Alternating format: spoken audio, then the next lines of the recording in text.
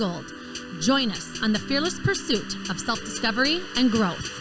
This is Ivy Unleashed, a Gold Ivy production.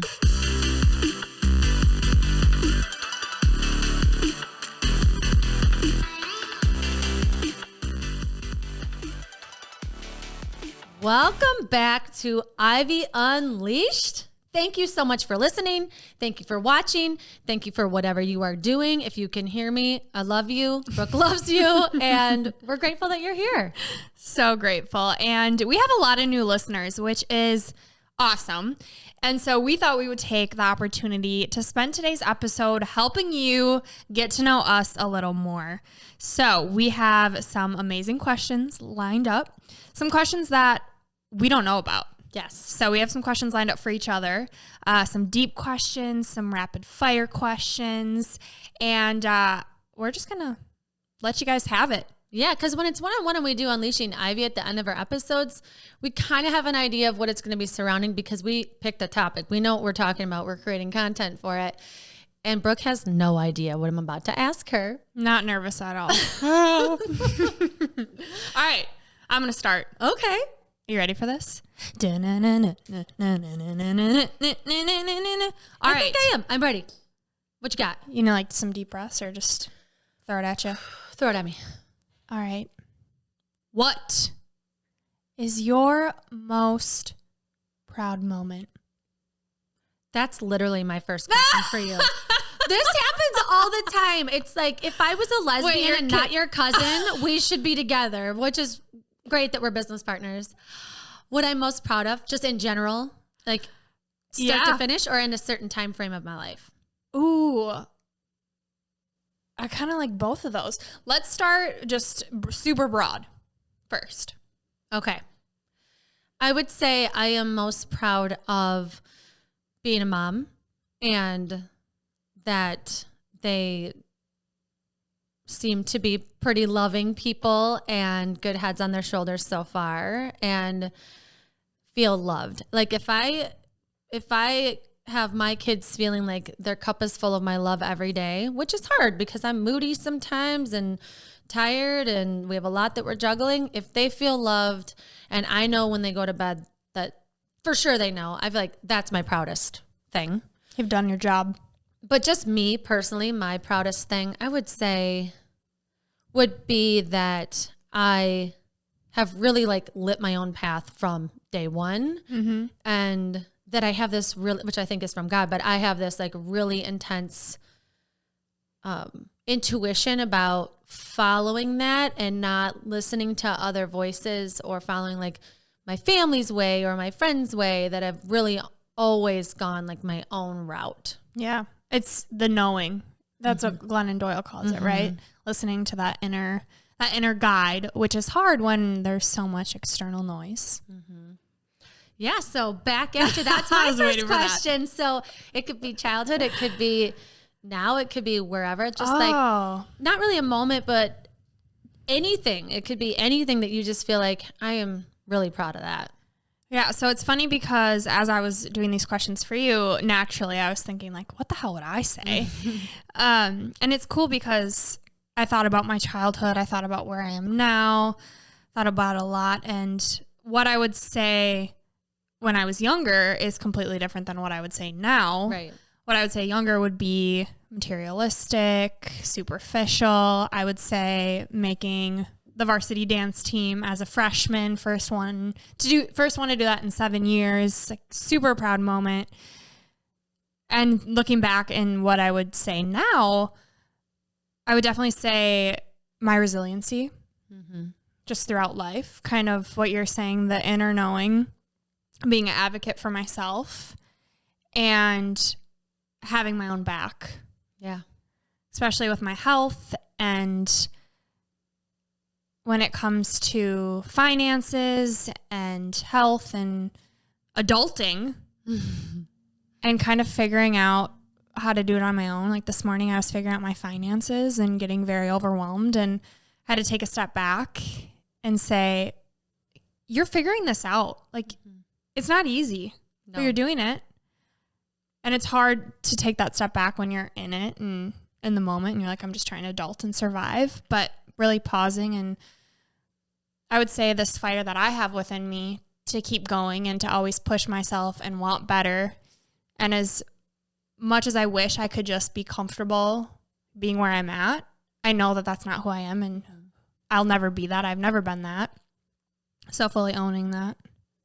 I love that. Long answer. No, I love it too. But with adulting, there's parts of adulting that sucks or that you don't really like. Like you and I both don't really like thinking about or talking about money, and you're digging into it. And I think I love what you said. Like, I'm doing this. Yeah. Like, it's hard and it's uncomfortable, but then also you realize it does feel good to do something you don't want to do and find out something new. And like, it's not as overwhelming as I thought. Right. Yeah. So we're having Sonia back on, who did an episode on self-care. It was incredible. So highly recommend you guys check it out. But we're having her back on to talk about finances. She's a finance coach. And so I actually had a call with her last night, which we'll talk about on the episode and kind of how we're working together. And she's helping me. And we really dove into the relationship and kind of the words that came to mind when I think about money. And she left me with this really powerful question of, because I've spent so much money on my health. And so she left me with this powerful question of, the money you've spent on your health, what good has it brought you? I'm like, I've never thought about that. I've thought about just spending to try and figure out what's going to help me, what's going to work. And the first thing that came to mind was building Gold Ivy, right? If it wasn't for my health issues, I wouldn't be a complete health nut. I wouldn't be devoted to helping other people find answers, because that's become my message in the mess and what I'm passionate about. So it just shows you that there's always things that you can reframe. And when you open up and are vulnerable, it's where the magic happens. And you realize that this narrative that we play in our head makes it a lot more scary than it actually is. Absolutely. Yes. Love All it. right. Next question. Are you ready? I get to go first this time. And Oh, you're you. right. Okay. Oh, this is a good one. Are you ready for this one? No. What is your biggest insecurity? Ooh. Like physical? Anything. Oh, gosh. That's a good one. My biggest insecurity. Well, if we're not going superficial, I'd say money. Just a lot of shame and guilt around debt, even though it is health related, not knowing what to do. Am I spending how I should be? How to budget? I haven't been keeping track of finances or expenses. Just a lot about money, but that would be under the skin. On the outside, I mean, I'd love to fill up my bra a little more. Same. And there's ways around that. My mom always told me, Andrea, you were born with legs. You can buy boobs. You cannot buy legs. Yeah. So Can also buy a butt, but that's not in the budget, so we're building it. we got some squats coming. Yep. That was a good question. Get to thinking. Oh, all right. What's one, pulling from our Ivy reflections, what's one thing you wish you would have known sooner?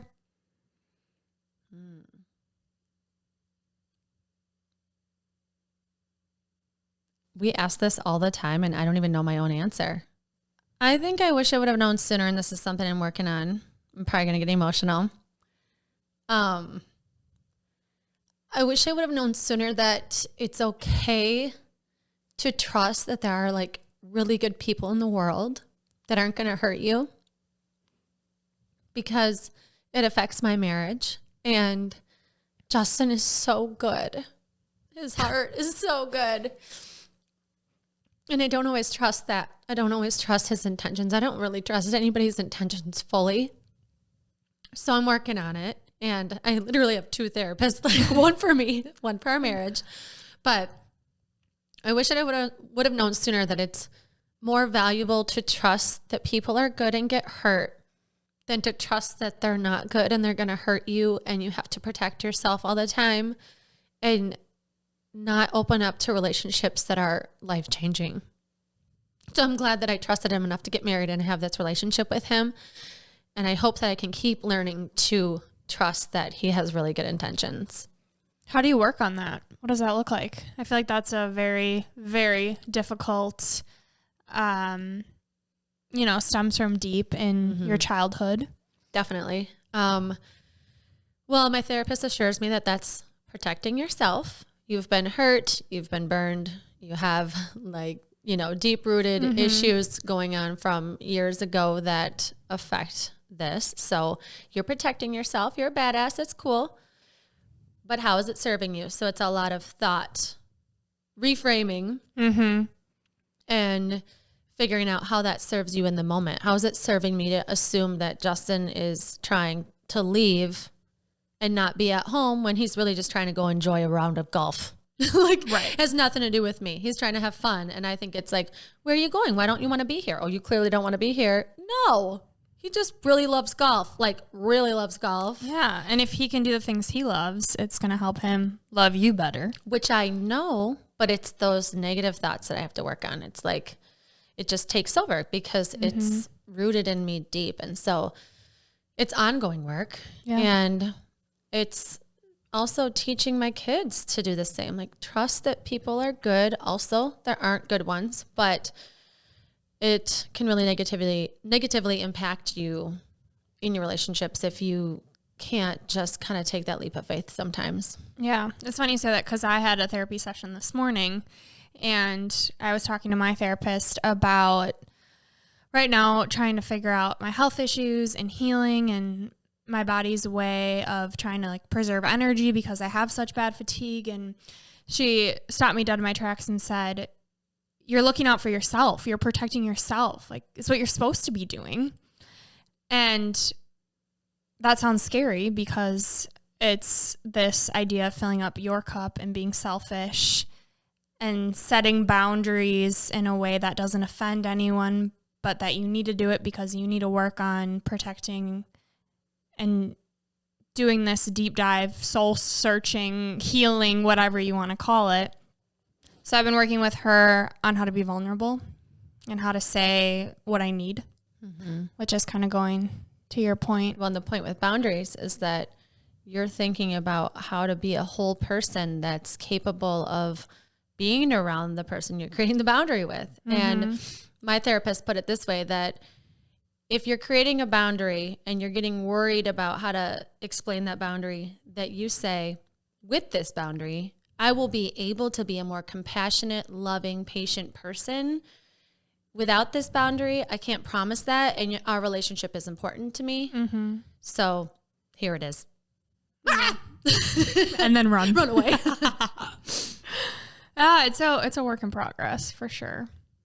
This question's a little lighter. Okay. What is your favorite college memory? Oh, I'd definitely say Badger Gopher. For anybody that's not from here, Wisconsin Badgers versus Minnesota Gophers, which the Gophers never win. We won a couple years ago for the first time in a very long time. It's a big deal here. Huge. And it always falls on, it used to. I don't know if it still is around Thanksgiving, AKA my birthday. So it was always a fun time. Trying to think.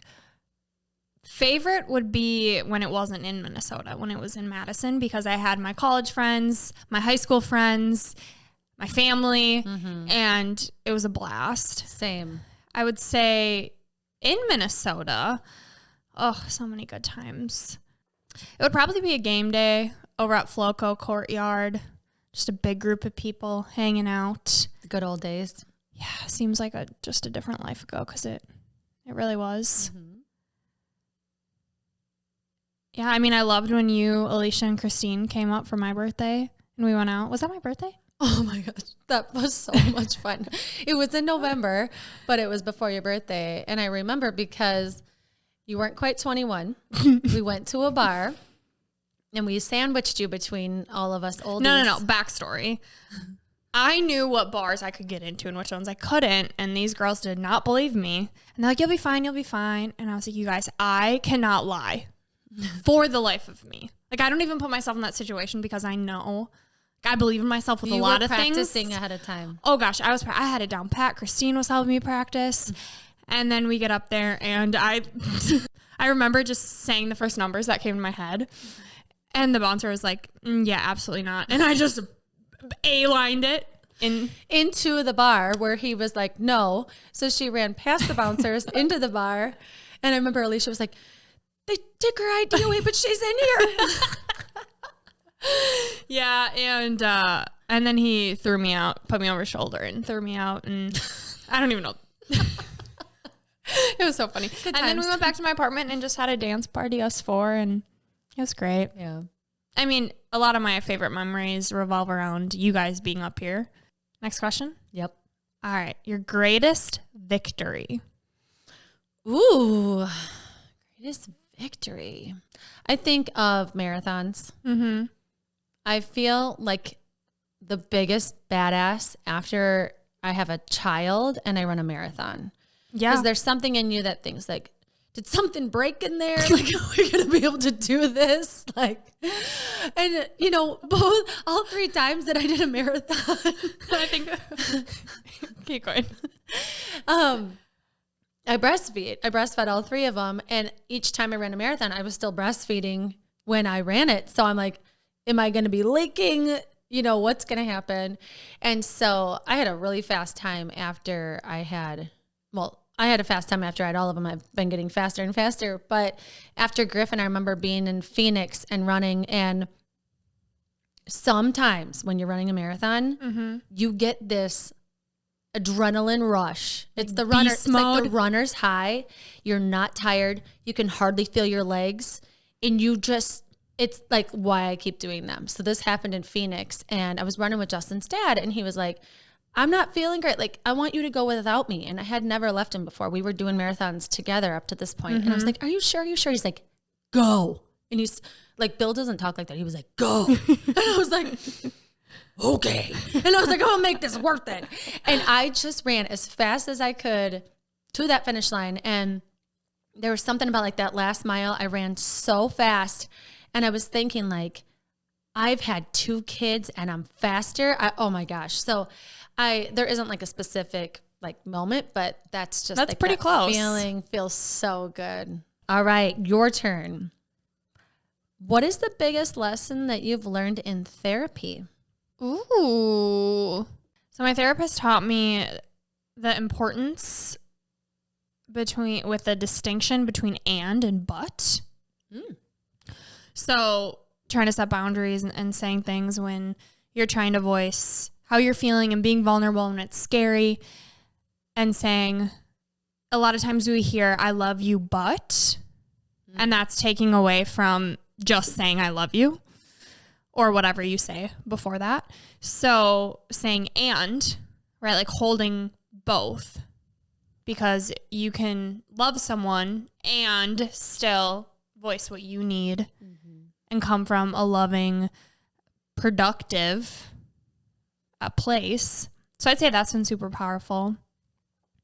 I haven't really been doing therapy for that long. That's a great lesson. So I love that. And I'm going to use that. I use that in a different way. I always say, babe, I love you. And he's like, what do you need? That's how I start things. How about you? I want to know. My biggest lesson in therapy. There's this Instagram post that I just saw last night, so it's funny that you asked that, where it was the best lessons that I learned from my therapist. And I was just reading through all of them, and they were so good. This isn't going to be super eloquent what my therapist has taught me, but she's just kind of like, nothing is expected of you that you have to follow through with. Like, other people's expectations and what other people think you should be doing, or what other people think your relationship with them should be like, is not a fact. Like, it's not a fact actually at all. And you get to determine what's healthy for you. And she's kind of like, she gives no F's about what other people think. She's like, this is your life. You protect you and your 5. And outside of that, you get to determine what's healthy in that. That's good. Another one that I saw that's good was, you can't expect you from others. Meaning how you would act and how you would treat people. You can't expect them to treat you that way because they're not you. Right. And so that's something that I've had to learn the hard way and keep reminding myself. And something that's been helping me is knowing that, okay, but this is who I am. And if I can only control how I act, I'm going to put out what I think is right. And at the end of the day, if I did that, cool. What's one thing you would tell your younger self? I'm going to get emotional again. I was getting emotional. I was just thinking about this question.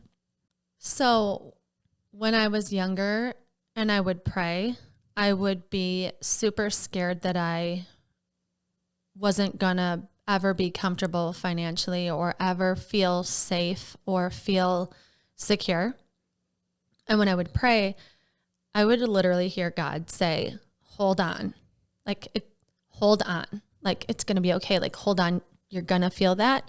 And I didn't know if it was just like my complete optimism, because I'm a really optimistic person. Like, it's going to be fine. We're all going to be fine. It's going to be fine. It's great. It's sunny out. I think about positive things all the time. Yeah.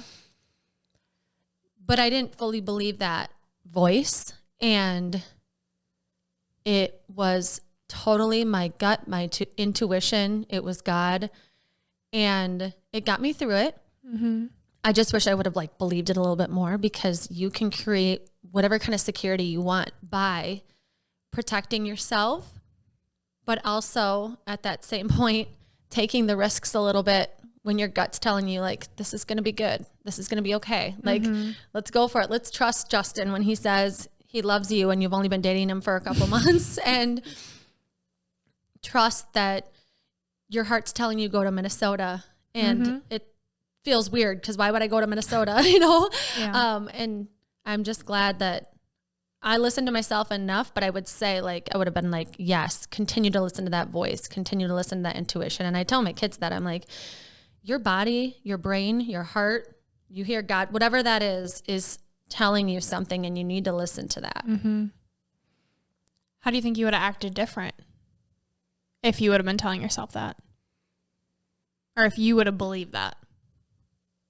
You think you would have taken more risks? Luckily, I think I did listen to it, but I wasn't sure. I wasn't confident what I was doing. I was scared. I was worried. I was anxious about it in what I was doing. So I'm thankful that I listened for the most part to my gut and intuition, but I think I would have just been more firm in it and happier, because I wouldn't have been worried so relaxed. Much. Yes. To just enjoy. I think about that too, and just that enjoying and being where my feet are. I think back in college, I was always go, go, go, and after the next thing, trying to excel and do better and be better, that it went by so fast. And I don't feel like I fully enjoyed it, even though I did. And I think I could say that with my whole life up until now that I'm being intentional with pausing. Well, we remind each other of that all the time. A little insider perspective, guys. We push ourselves so much. Brooke and I are really critical of ourselves and of our company, because we have such high expectations for ourselves and for what we want to provide for you. We want you to grow with us and learn what we're learning, or teach us a lesson. Come on the show and teach us something we don't know. And we're reminding each other all the time, enjoy the ride. Oh man, this is so awesome. Oh, this is so rewarding. And to notice those beautiful little moments along the way. Yeah. And it is truly the little things that it's easy to not think about and just dance right over. Mm-hmm. Last deep question. Well, I can't promise it's the last, but what are you most excited for in the future? Ooh, I like that one. Ooh, so many things. What I'm most excited for, though, it's cool because my mind immediately doesn't go to one event. It goes to this learning and growing. So I think mastering the art of coaching, being confident in my ability and what I have to say, what I've learned through my experiences, and helping other people and hearing their success stories and their gold and light bulbs. I think about getting to the point where we're speaking to hundreds and thousands of people, and they have they listen, take the time to hear what we have to say. That gives me chills just thinking about. It's honestly this process, like falling in love with the journey. Now that I feel like I'm doing what I'm meant to be doing, you know, like if you would have asked me a couple months ago, even, it probably would have been hitting a certain number or becoming a mom or like these life moments. Specifics. Events, yeah. I think it's just becoming even more confident in who I am and what I was put on this earth to do now that I know. And just continuing to push myself and master these skills. Because I don't think there is one end all, be all. Well, you've got the right job. Being a health coach will always give you insight and it will always push you. You'll hear other people's goals. It'll transform your life. So you're so young. And so I like to, not that I'm not young, but you're 10 years younger than me. And I think thinking about the future is so exciting. You know, you're not married yet. You don't have kids yet. And you're getting into this business at a super young age. So I'm just excited to watch you grow as a person and be here with you for the ride. It's super exciting. I've always been so excited about this idea that we don't know what the future holds. And now more than ever, it's scary, but it's like, I know it's good. Like that knowing in me is like, keep hammering. Like I'm on the edge of figuring out my health and learning how to listen to my body and fully being okay. I talked to my therapist about this morning, like this new identity of I can't be who I used to be because my body won't let me.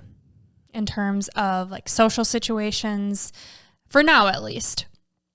And it's becoming okay with that and knowing that this is just part of my story. It's who I am and owning it. That's awesome. I'm glad you're working on that because that's going to be really hard. It is. Should we lighten it up and do a little rapid fire? Yeah. Okay, and we both are bad at this, so we both have to be like one word, like max 5 words, because you might need more than one sentence. word. Okay, a max a sentence. Max a sentence. Okay, I go first. Are you going to do all yours, or are we going to go back and forth? Let's go back and forth. Okay. Favorite food? Pasta. Favorite feature on yourself? I like my eyelashes. Favorite movie? Wizard of Oz. Favorite destination? Or no, dream destination. I really want to go to Bora Bora and stay on one of those like water. You're getting close to a sentence here. Oh. All right, final answer, Bora Bora. Favorite candy? Oh, this is so hard. I'm going to go with gummy bears. Favorite cocktail? I can't believe I'm saying this, but a Bloody Mary. Ooh. I used to not be able to do it, and now I think because I can drink it slow, this is going over. You are not staying in the guidelines. That's okay. Just for this one, you get one exception. Okay. Favorite leisure activity? Running. Does that count? People listening are like, leisure? I would say, okay, if it can't be like exercise, relaxed activity. Can I say vacation? Yeah, that's a good one. I like going somewhere. Like Hawaii? Tomorrow, yeah. Sorry. It's okay, guys. I'm rolling my eyes too. Ooh, I like this one. Required quality in a friendship or relationship. One word. Good Lord.